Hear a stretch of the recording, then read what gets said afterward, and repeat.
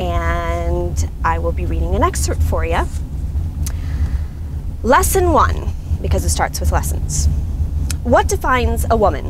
Why she does, of course. The School of Gallantry. London, England, May 1830. When Marvelle first discovered, at the tender age of 12, that her beautiful silver-haired grandmother was in fact a French courtesan, it had been most awkward, yet equally fascinating to say the least. Being left in the care of such a sexually liberated woman certainly made for an unusual upbringing. For instance, French was taught not out of cultural or educational necessity, but because her grandmother believed that the rolling off of French from one's tongue was erotic. As such, French words always had to be sprinkled here and there like powdered sugar over the not-so-orgasmic English language. At 14, Marvelle refused to adhere to the woman's ridiculous French-English rule, mostly because she felt like a want-wit who couldn't decide between two languages. At 15, Marvelle was further astonished to discover that naughty little books were not only permitted, they were required. So unlike other girls who took to sneaking pornographic books and keeping them under their bedroom pillows, Marvelle was forced to sneak volumes of Voltaire, for there was only so much copulation a girl could ingest day in and day out.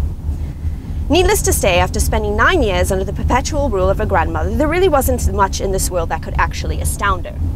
Or at least that's what she thought. Marvelle eyed the full glass of cognac which had been set on the gleaming surface of the walnut table before her and heaved out an exasperated sigh as she eased into one of the parlor chairs. She had expected the last morning spent with her grandmother to be difficult, but cognac? Honestly. She met her grandmother's attentive gaze from across the French crimson parlor and drawled, "I take it there's no tea in the cupboards?" "Oh, Dee, the English are overly obsessed with it." Her grandmother rose from the settee, rustling not only her faux Vaudin skirts, but also all 3 sets of string pearls, dangling over her more than generous bosom.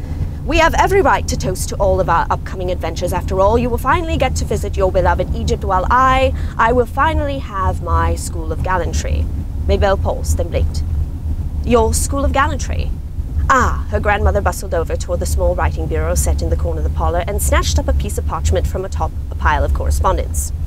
Turning, she bustled back again and halted before Marvelle, smiling ever so charmingly. She held out the sizable cream-colored parchment by the tips of her manicured fingers. Marvelle stared at the parchment dangling before her. "Madame Therese's School of Gallantry, all gentlemen welcome. Learn from the most celebrated demi-mondaine of France everything there is to know about love and seduction. Only a limited amount of applications are being accepted at 11 Berwick Street. Discretion is guaranteed and advised." Well, that certainly explained why her grandmother had been keeping to herself these past few months. She'd been busy creating a school for men.